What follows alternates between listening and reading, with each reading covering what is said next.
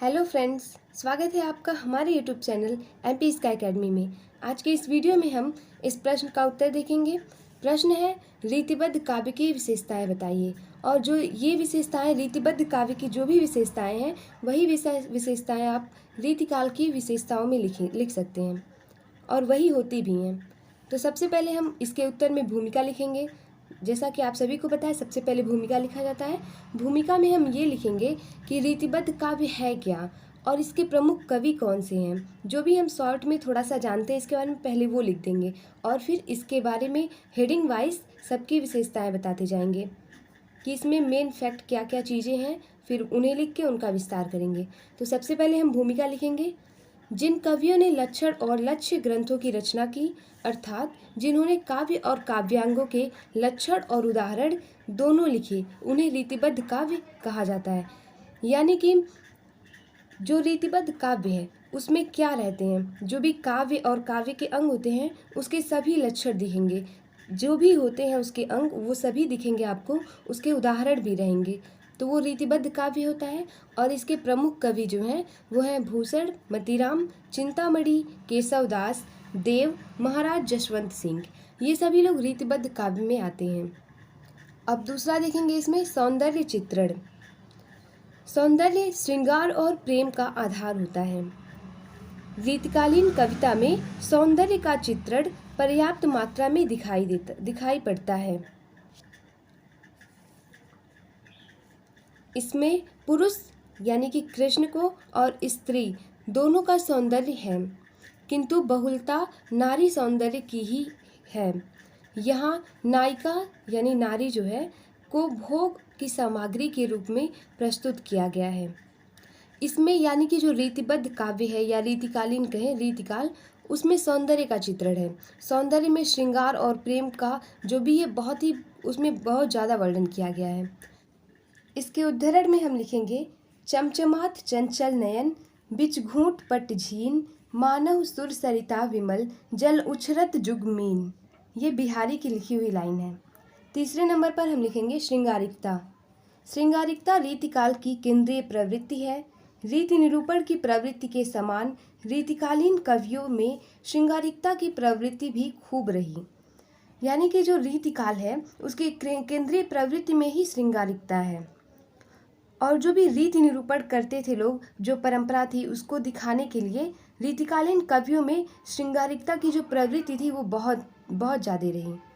इन कवियों की श्रृंगार भावना को नैतिक बंधनों की छूट तथा आश्रयदाताओं के प्रोत्साहन के कारण अपनी कल्पना के पंख फैलाने का खूब अवसर मिला।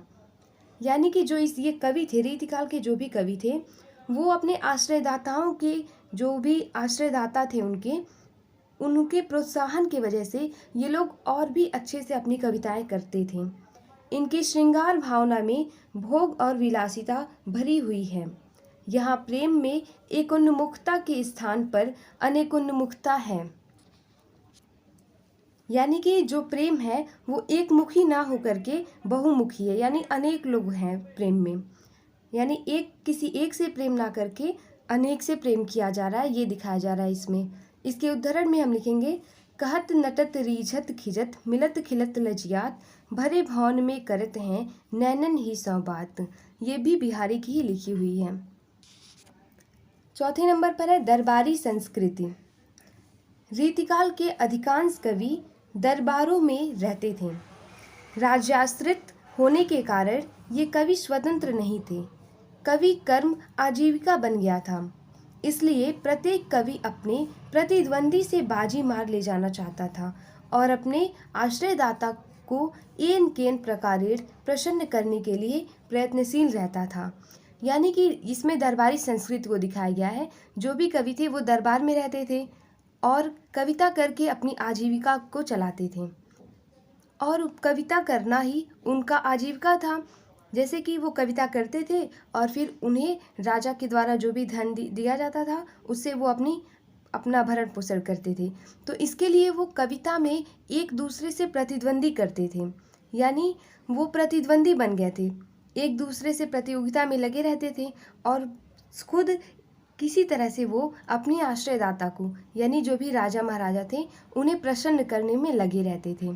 इसके उदाहरण में है, आगे के सुकवि रिझ हैं तो कविताई, न तो राधिका कन्हाई, सुमिरन को बहानो है। ये भिखारी दास द्वारा लिखी गई है। 5वें नंबर पर हम लिखेंगे भक्ति। भक्ति में क्या लिखेंगे, तो इनकी भक्ति उन कवियों में है जो राज दरबारों से जुड़े हुए थे।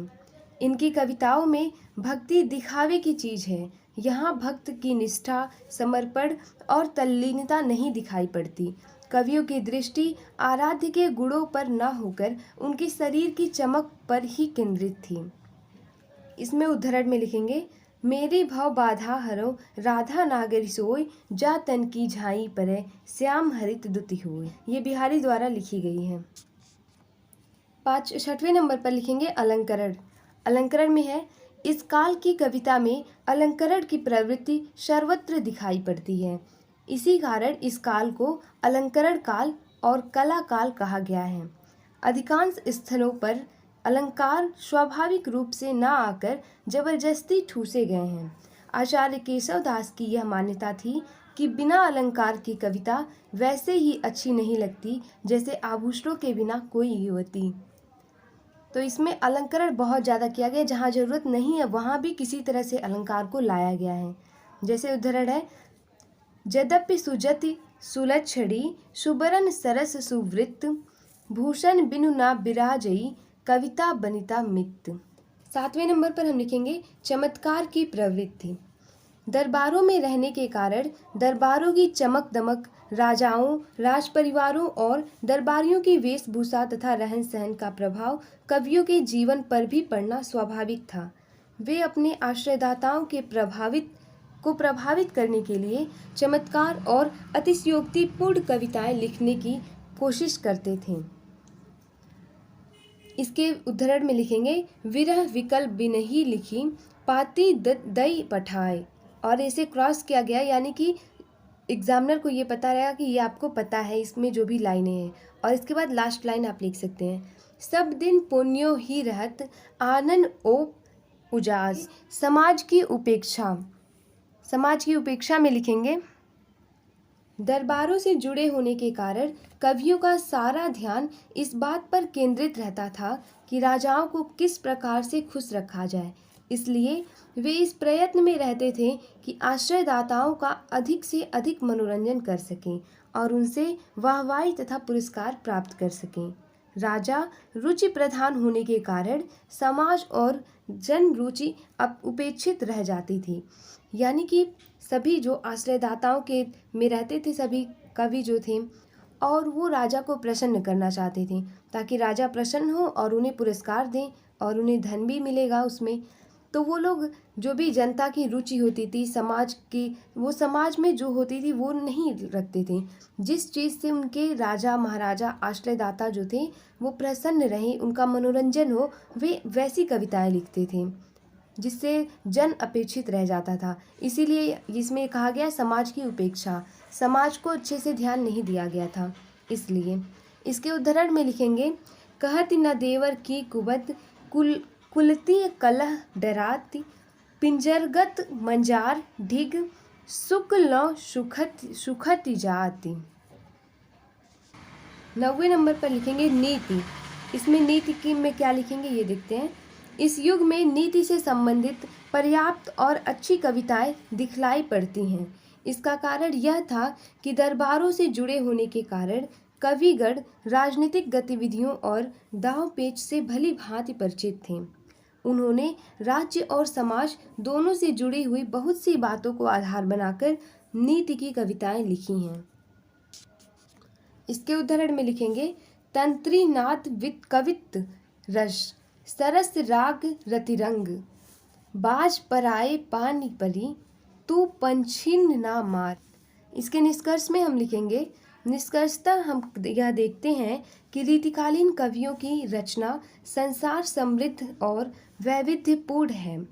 तमाम प्रतिकूल युगीन परिस्थितियों और अराजकताओं के बावजूद उस समय काफ़ी महत्वपूर्ण कविताएं भी लिखी गईं जिनका साहित्यिक महत्व आज भी बना हुआ है।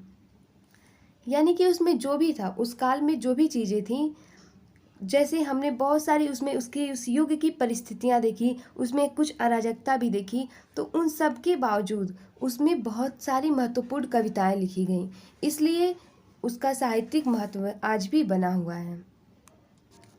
धन्यवाद। नेक्स्ट वीडियो में हम आधुनिक काल के बारे में पढ़ेंगे।